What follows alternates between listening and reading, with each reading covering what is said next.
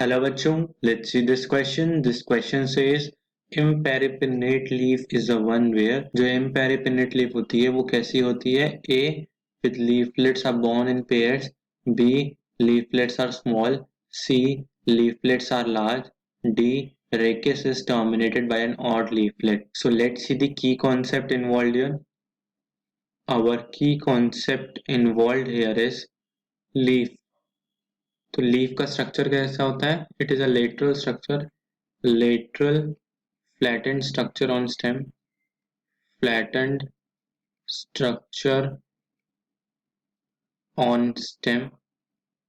और ये कहता है vegetative structure, structure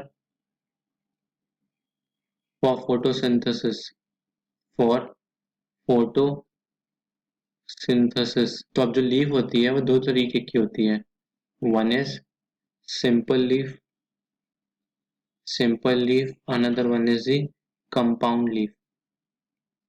simple leaf में क्या होता है? सिंपल लीफ में होता है लमाइना इज एंटायर, लमाइना और लीफ ब्लेड जिसे कहते हैं इज एंटायर, वो पूरा होता है एंटायर। और incisions if present do not touch the midrib, do not touch the midrib. So इसकी वजह से क्या होता है? इसकी वजह से हम कह सकते हैं जो सिंपल लीफ होती है उसके क्या होते हैं? Leaflets are large. अब कंपाउंड लीफ कितने तरीके की होती है? कंपाउंड लीफ भी दो तरीके की होती है। We have pinnately compound leaf, pinnately compound leaf. We have palmately compound leaf, compound leaves. In compound leaves में क्या होता है? इंसिजन्स होते हैं, incisions reach the reach the midrib, producing leaflets, leaflets. मतलब इंसिजन्स बनते हैं और वो मिडरिप तक पहुंच जाते हैं जिसकी वजह से क्या बनता है?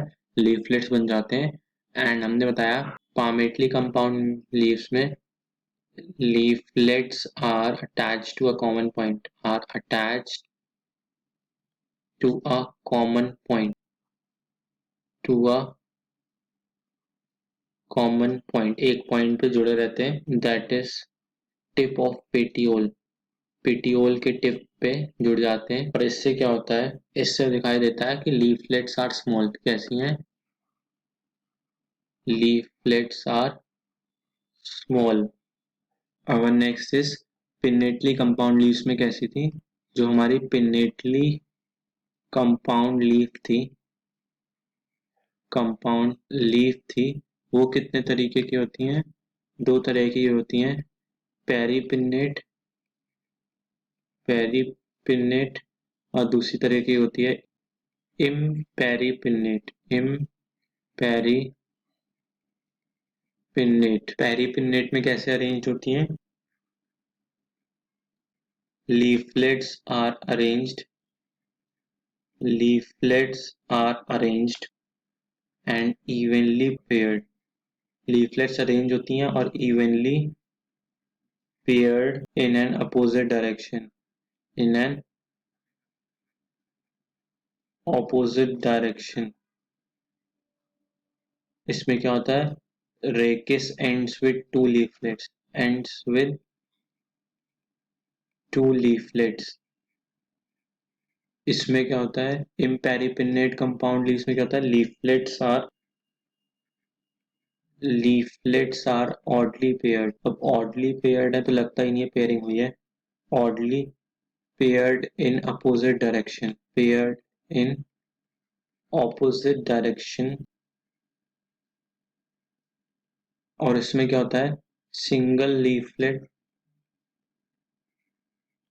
single leaflet is present at